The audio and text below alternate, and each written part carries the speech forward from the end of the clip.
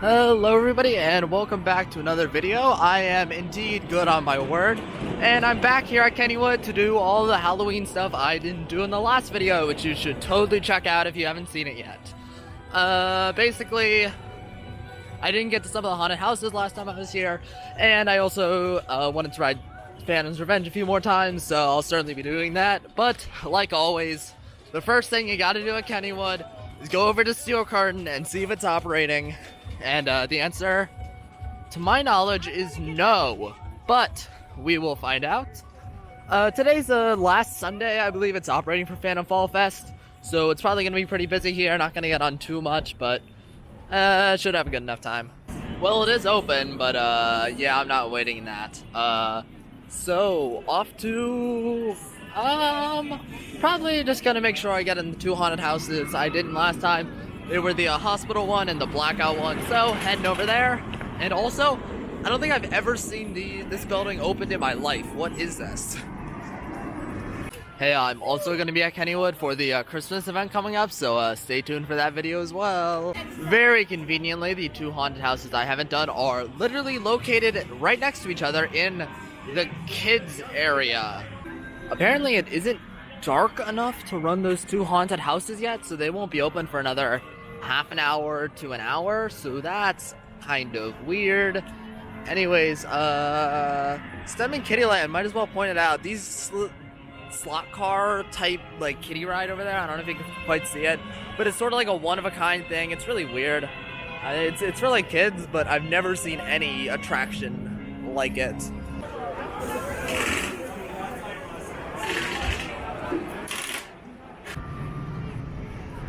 You know, a bit of a steaming hot take. I think Phantom's Revenge is pretty dang good of a ride.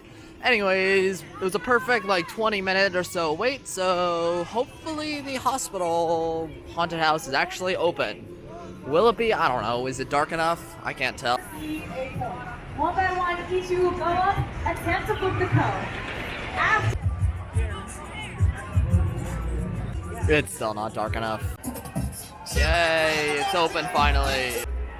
Okay, Shady Grove Memorial Hospital, I thought that one was really good. A lot longer than I expected, just because I saw it was just in one of the pavilions, but no, it ended up going for quite a while. There was like a fun, cheesy, pre-recorded message at the beginning, and I liked those. It was funny.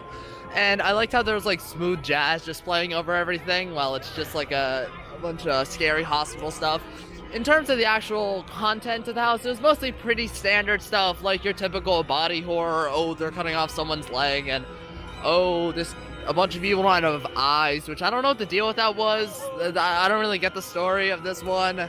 Like, the whole thing surrounded around eyes, and I don't know. But I thought it was pretty fun. It was, some of the sets were pretty elaborate. Again, some, like, the body horror stuff was pretty well done. I also liked that there were just, like, some more mundane things, like a random vending machine and, like, a bathroom. So, yeah, pretty good. Now time to circle back around and do the blackout house.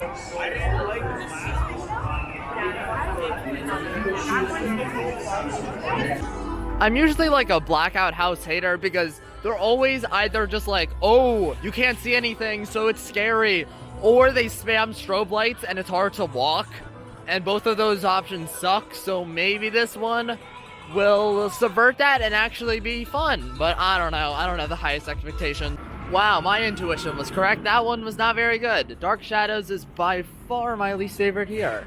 Okay, so, like I guessed, about 75% of it is just wandering around in dark hallways while dark figures kind of jump at you. And it's like, it's boring. There's nothing to, like, look at. My favorite part of haunted houses are usually intricate set designs and, like, fun little bits and, like, effects. And this had pretty much none of that. The end had like a classic swamp section that you see in quite a few different haunted houses, and that was fine. I like that part. There was one part where it was like you were in like a cave or something, but like the floor was squishy. At least they tried with that part. And there was like a strobe light part. That's about it. I didn't really like it very much. It was pretty uncreative and uninteresting. But the other 5 are really good. Trust me, I really do like this haunt event. I just think Dark Shadows is by far the worst. Also, Are they playing the Steelers game, or are they just playing a Liberty Mutual ad? I'm confused. Nah, they're just straight up playing the Steelers game, which is like in Pittsburgh. So, truly, there's one thing scarier than haunted houses, and that's having to listen to Chris Collinsworth, so I'm gonna get the heck out of here. Also, a quick side note that I didn't mention in my last video, but definitely want to shout out the park for, all of the lines have like some roaming actors that come around, and I think that's really cool and just a fun way to spice up the line. And it's all sorts of things. It doesn't really have to do with the house, but there was like one where it was like the Exterminator from, you know, the ride The Exterminator at the park. And there were also just some like shaman type people. The Alice in Wonderland one had like Alice in Wonderland characters. I thought that's a really cool thing to make the lines more fun.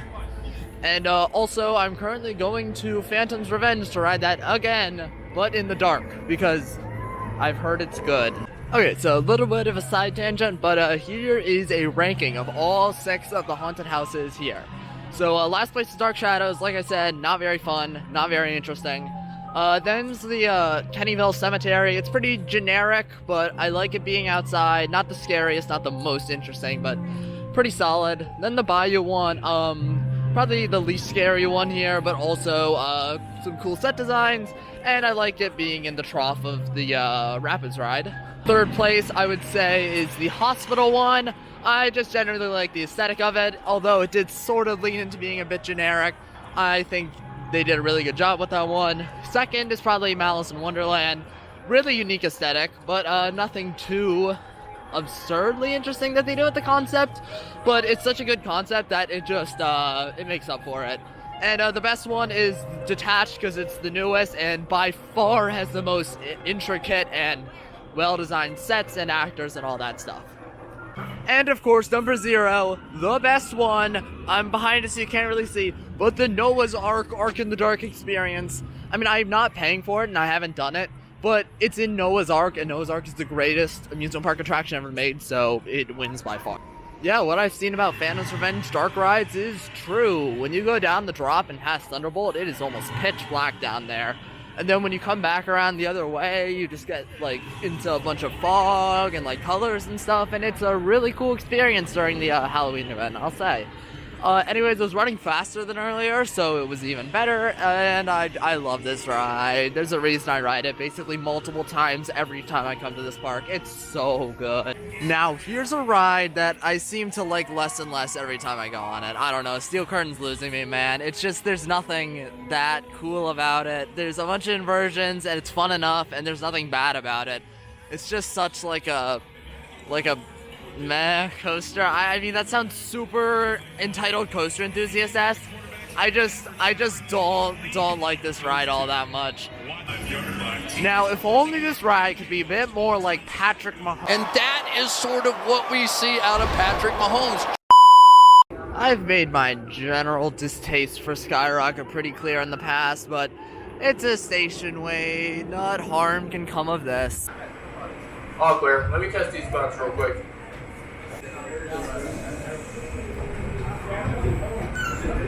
It's surely blasphemous to say this, but in a vacuum, I genuinely think that was a more fun ride than the ride I just got in Steel Curtain. I kind of ironically enjoy this ride now, I'm gonna be honest. It's silly, and I kind of like that. Anyways, objectively, Steel Curtain's still a million times better, don't get me wrong there. Well, I have a bus to catch, which means that's about it for today's video. Like I said, if you want to know my opinions on any of the 4 other haunted houses, just go to my video from like a week ago. That should have all the info in it. And yeah, still really like this Halloween event. The 2 haunted houses were cool enough. Can you shut up, please, Kennywood, Thunder? Anyways, like I said, I should have about 1 more video from this park in the future for the Christmas event.